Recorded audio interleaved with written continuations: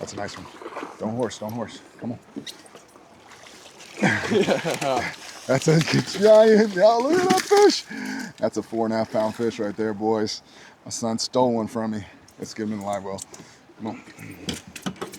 On that chop block, boys. He said that wasn't a big fish, y'all. He said that 24-inch fish wasn't a big fish. Oh my gosh. I get the bogus fish. Look at that Berkeley chop block.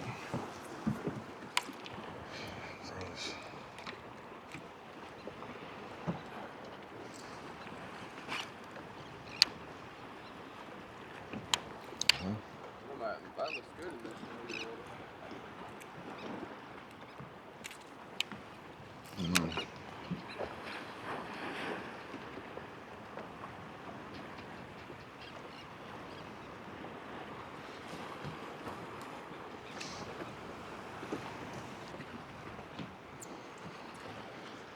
All right, y'all. This is a big fish or bust morning. We're out here on one of our inshore reefs. I'm hoping there's still some big trout around that have not gone all the way out to our barrier islands yet. Conditions are perfect from a weather perspective. Cloudy, overcast, watercolors maybe a foot, real tea colored. Usually it's more salty and green out here, but you got to take what you got. I have zero interest in catching keeper-sized trout, big trout, or nothing. So it's either big bites or no bites. You got to be completely okay with that. I am this morning. So, considering it's low light conditions, water's tea colored, about a foot of visibility, I'm going with a pure white. This is a lure from Donkey Bay Swimbaits, Mike Herman. It's a little Pogey, one of his Pogey glide baits. It's not very big. I don't even think it's an ounce. It's about 4 inches maybe. Great action, subsurface, sinks slowly. So I've already got big mullet up here on the rocks. So I'm going to, same thing, I'm going to try to parallel these rocks.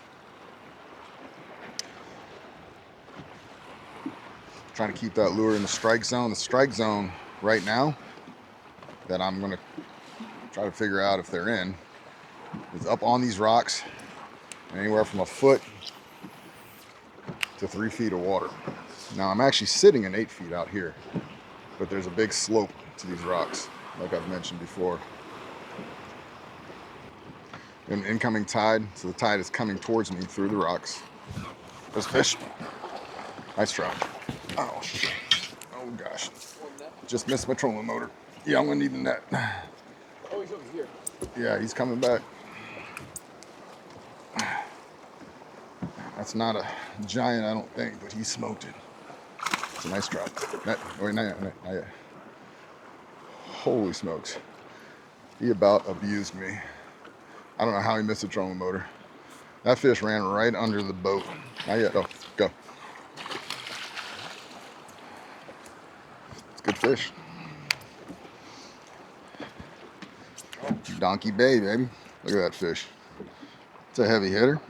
Probably right at 3. 21-inch fish. Let's take a look.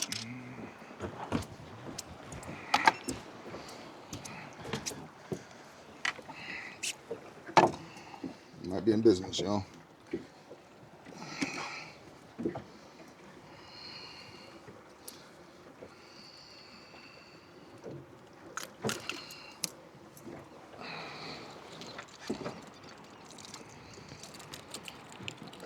Donkey Bay Swimbaits, y'all. My hands are shaking. Not because that fish was a giant, but she did everything possible to punk me. I got really lucky on that fish. She ran right underneath the boat, as you'll probably see on video when I edit this. I don't know how she missed the trolling motor. So that's a cue. The aggressiveness in which he hit that came up. That was actually in probably about 4 feet of water around a old bridge piling sticking out perpendicular. That white shows up really well on this in this tea-colored water. Got maybe a foot of visibility. Low light. So that's a clue. We'll see how it plays out. But I might need to be breaking out the white swim baits. And of note, I have a very large white glide bait I might switch to later. But we're gonna keep throwing Donkey Bay here. All right. 20-inch fish. That gets me psyched. There's another fish. First bite. That's a good one there. That's a good trout there. Yo, this is ridiculous. She's gonna break me off. Come on, girl. Get your ass out of there. I got a horse her. Broke me off. I just lost a big trout. That was a 5-6 pound fish.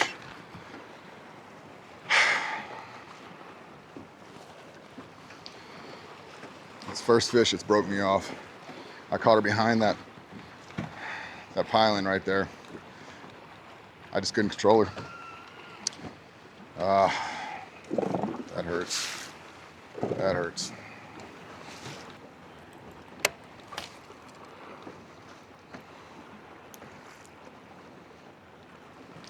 That hurts your feelings right there. You second guess yourself. That's not a big swim bait. And so I was throwing it on a medium heavy. Still 20-pound fluoro. But make no mistake, a big trout like that, you saw what she did. I could not get her to stop. And she went right behind us. I just didn't have a chance. I couldn't stop her. I saw she was trying to do it. And I started pulling back as hard as I could. You know, kind of one of those things, I'll pull the hooks or she comes out. I'm not gonna break off. And I still couldn't control her. Gnarly stuff. So now I'm throwing a big old 8. That was a 4. That was a big trout. 5-pound fish probably. Saw her shoulders. Oh shit, that's another good one. My reel came off, dude. I'm gonna need your help on this one. Put the rod down, put the rod down. Go back, go back.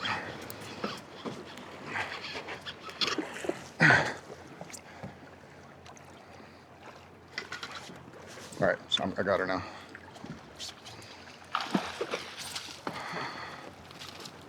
Holy smokes, this is crazy. All right, I want to run through the video footage that I just showed you where I got broke off by a big fish, and then the one that I actually got in, but my dang reel came off my rod.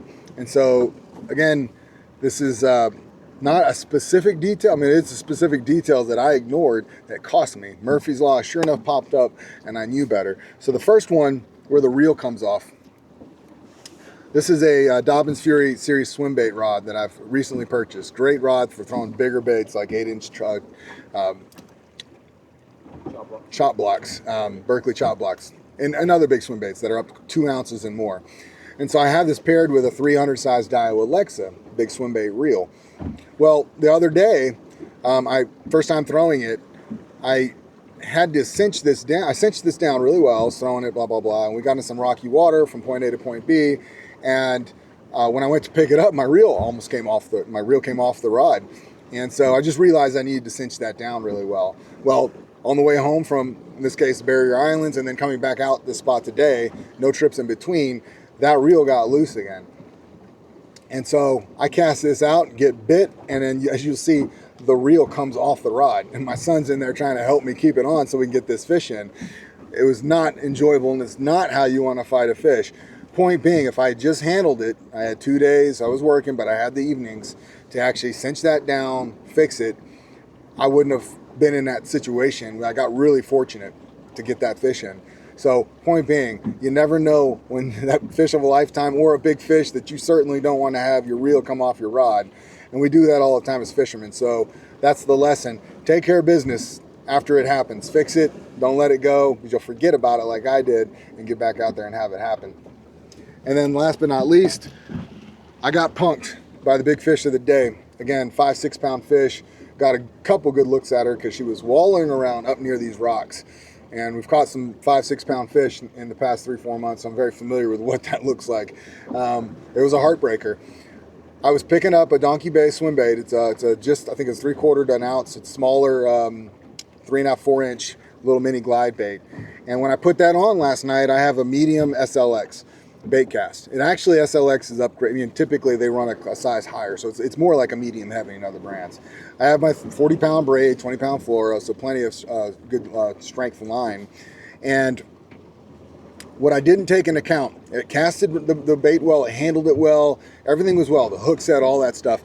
But details, if I had thought, where am I going to go throw this glide bait? I'm going to go throw it in some gnarly, big chunk rock, bridge pilings, rebar, and where am I catching these trout? I'm catching them right up against these rocks. And so sure enough, Murphy's Law, I should have had this on a heavy action rod because I needed to be able to horse this fish out, and I couldn't. As you see in the video, I try to play her. She starts going up behind a big perpendicular bridge piling that if she gets behind, she's going to cut me off. And I put everything I had with this rod, realizing I either pull the hooks or I get her out of there, otherwise she's going to break me off. And I couldn't do it. She still got back there and broke me off. I did not have the right gear for that situation. Devil's in the details, and sure enough, Murphy's Law popped up. I didn't get a gimme. I didn't get to get an easy lesson where I still get the fish in, and then I go and fix it afterwards. I got punished because I caught a big girl, and she played me. She beat me because I didn't have the right gear. So take the time. Make sure these big swim baits and big glide baits, big trout fight hard, and they fight even harder when you put them next to a bunch of rebar and big rock and rubble. They will find a way to cut you off. Go big, because you don't want to lose these big fish. All right. All right, Kyle, nice excuse. Nice explanation, AKA excuse. All right, y'all. When the starters don't produce, you bring in the bench. And in this case, my son is the bench. He's the backup, and he puts in work the rest of this video. All the big fish will come courtesy of my son, Kaden. Yet the Inshore Edge has to take a little bit of credit because you see, the Inshore Edge is also Kaden's personal guide service. Get him? You sure? You sure? Rod tip up, dude. Rod tip up. Dude, that's a big trout, man. You need to chill. Rod tip up. Oh, shit. Don't bring him in yet. Don't bring him in. Oh, damn it. Don't bring him in. Don't horse him. All right. Start working towards the boat. Huh? I'm gonna come over here. Okay, keep going. I'm following you. That's a nice one. Don't horse. Don't horse. Come on. That's a giant. Y'all, look at that fish. That's a 4.5 pound fish right there, boys. My son stole one from me. Let's give him the live well. Come on. On that chop block, boys. He said that wasn't a big fish, y'all. He said that 24-inch fish wasn't a big fish. Oh my gosh. They get the bogus fish. Look at that Berkeley chop block. 7th June, Mississippi Heavy Hitters Youth Division got a speckled torta. There's zeroed. Clip on.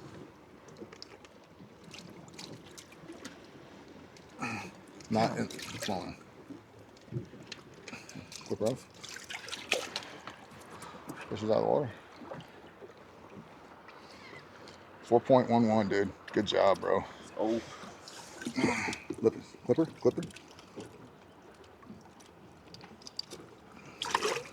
There. Supported.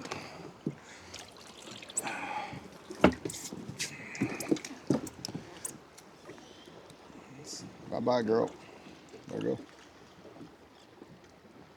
There she goes. Nice. Show you a little side scan footage. I don't know if it's going to show up. Right there. Could be a big trout.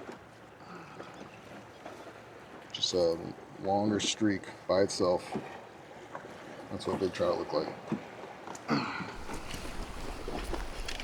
That was right where those two big fish were sitting right up against the rocks there. It's the importance of side scan as you remember where these fish are located and where they're just kind of positioned. Look like she's the base of the rocks, but they can move up to feed at any time. And moving up is not really going far. When they're on a slope, just moving up, they can go from 8 feet up to a foot within a 2-3 foot distance. They just rise up. If they see something up there, mullet or something like that. And so just the important thing is use side scan to remember where they are, general location, and then you hit those spots as you're fishing that area. You never know when they're gonna move into feeding position. My son made a good point. He was trying different stuff instead of just chopping away with it. He was doing 1 or 2 little chops and then letting it sink. Sink is slow, so I may just get down to a foot or 2 because they are slow sinking bait. It's the Berkeley chop block. But we've caught a good amount of fish doing that. Just mixing it up, slowing it down. Slowing things down looks different for different baits, different techniques. Got her? That's a nice one. Right tip up. Where is he? Okay, you're good. Don't horse him. We're drifting with. I'm gonna come back around, just stay where you are.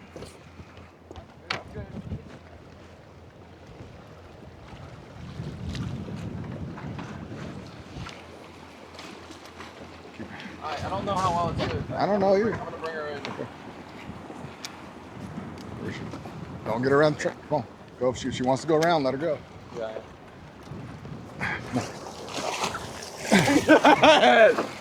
Let's go. Good fish. It's another 3.5. Might need to get a little tackle intel on my son's swim bait here. He's caught several on it. What swim bait is that? The Shadalicious. Shadalicious by who? Strike King. Strike King Shadalicious. I like it. Say the least. A couple big fish right there. That's going to show right there. 1, 2. I don't know what they are, but they're right up against the rocks. There he is. Just as I pointed to him. That was on a mega. Show you guys side scan, pause. It's not a giant. Came up and ate it though. That'll be cool.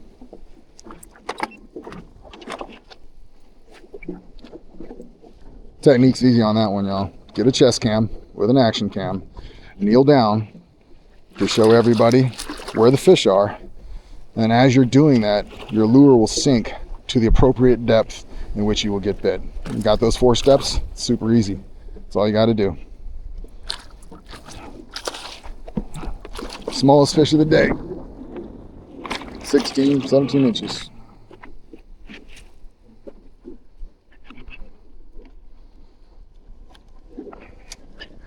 Take this one to the side of the boat. I don't want to put it in the net. Get oh boy. Hooked in the side. Look at that. Hey, give me the pliers. Yes, please. There you go, y'all. Little keeper sized trout. His lucky day. So what happened is that front hook was probably in his mouth and popped out, and those stingers got him. Works out great. Kaden hooked up. So let's see what we got. Okay, step down the well. He's gonna go to the back. It's a good one. It's a good one. Keep coming, keep coming. No, he's not.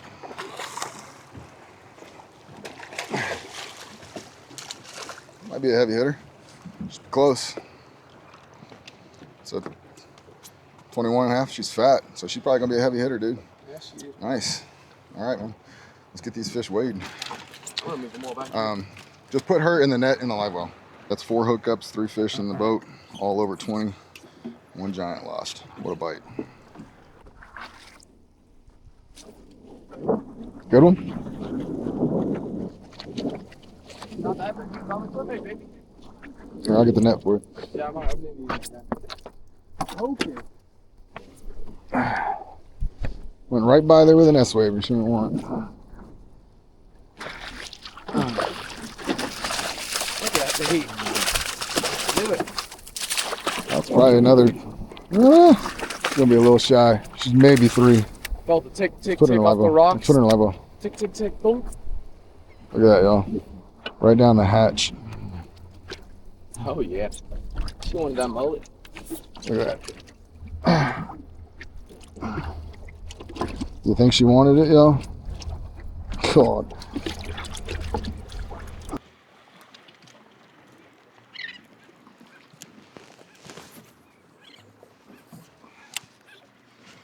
Got him? Horse, horse, horse.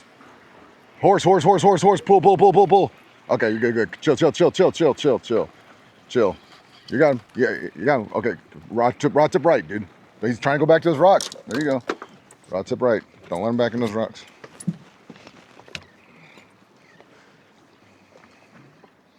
Okay, now chill. Chill. Let him cruise. Let him cruise. All right.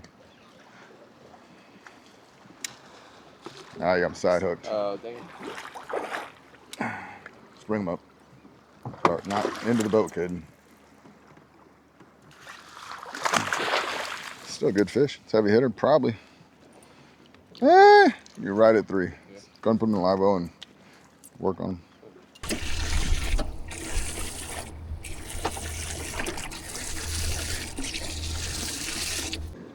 All right, y'all. Before we get into a little recap summary of what I was doing generally today, had a good day. I want to go through some lures with you. Right off the bat, I was chunking a Berkeley chop block, an 8-inch. 8-inch bait. Kind of see in my hand there. It kind of dwarfs in your hand. Caught a nice one on that, 3.5 pound fish.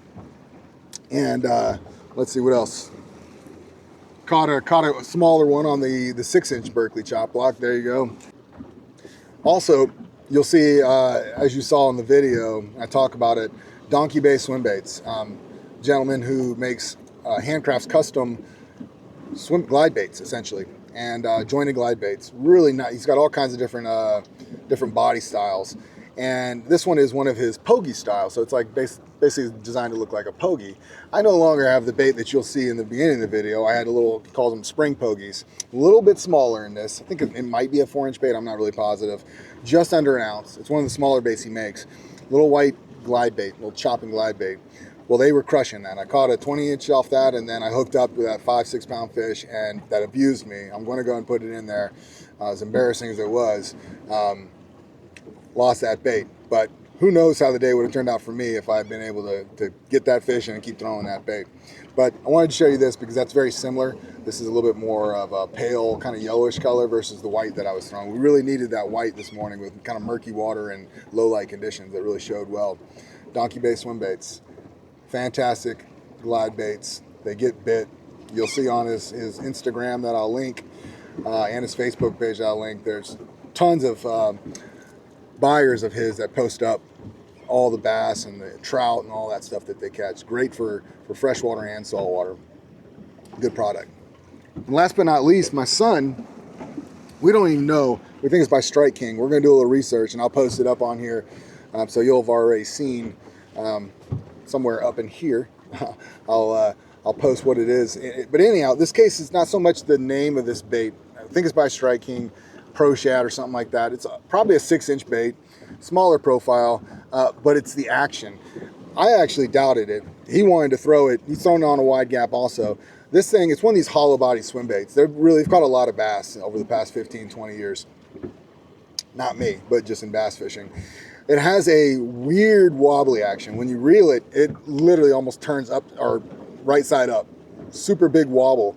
And so the body wobbles so much, the tail doesn't even, the tail kicks, but it's not like a real tight kick, but just this really wild wobble. Well, as it turns out, he caught 3 on this to include a 4-pounder and lost another big one, probably 4 or 5 pounds. They were smoking this thing, and all he's doing is just throwing up in the same areas I was throwing, just up in those pockets and the little nooks and crannies. And so my takeaway for this is I've basically up to this point kind of gravitated towards big swim baits or even smaller swim baits that have tight tail action. Yeah, kind of the body stays true in that little tight tail action. I've caught a lot of trout on that. I've thrown some bigger, wide thumping tails and not got bit.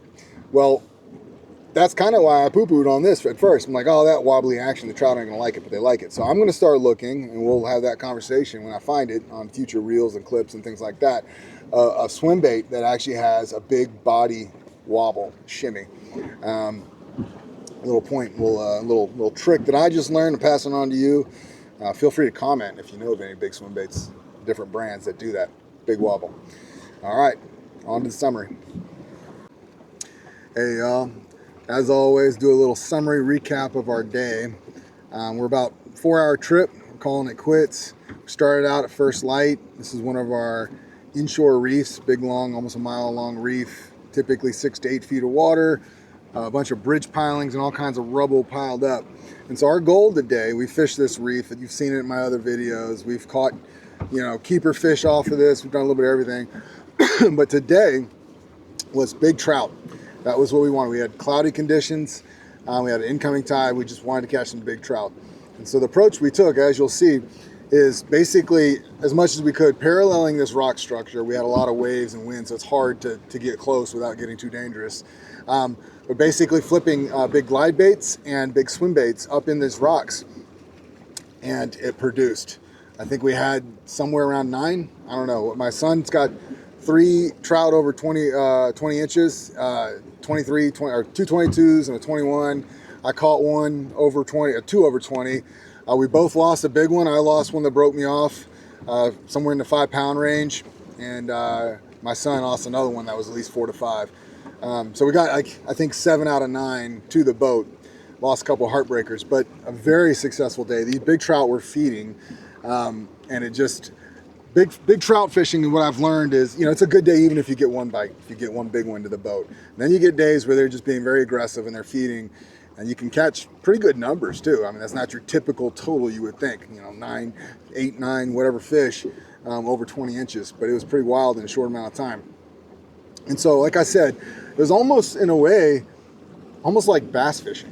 So we weren't, a lot of times as the wind picked up, we weren't able to parallel like we wanted to. I wanted to get that swim bait to come parallel to the rocks up close. And that was hard to do just with boat positioning. So we would just pick nooks and crannies, little pockets in between these rocks.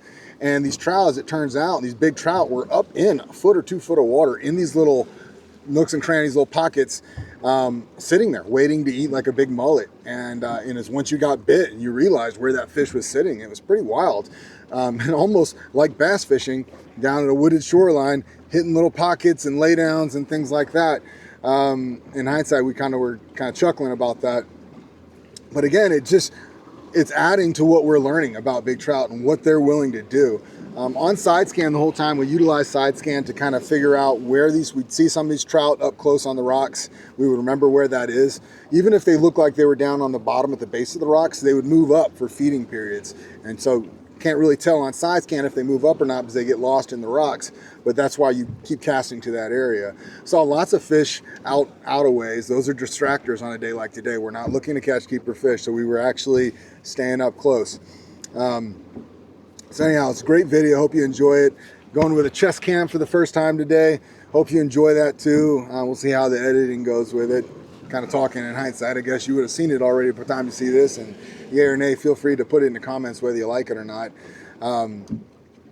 Definitely on Facebook, please share as much as you can. Share the channel, share the videos, like, follow. If you're a long-time watcher, it's coming up on a year now. If you're a watcher, there's a lot of people through the metrics, they watch and they don't follow. Just click that follow button. The only thing that's going to happen is when I post a video, it'll come to you. Otherwise, nothing happens. Nobody's tracking anything or anything like that. But it certainly helps me grow the channel and get kind of what I'm trying to teach out to more people.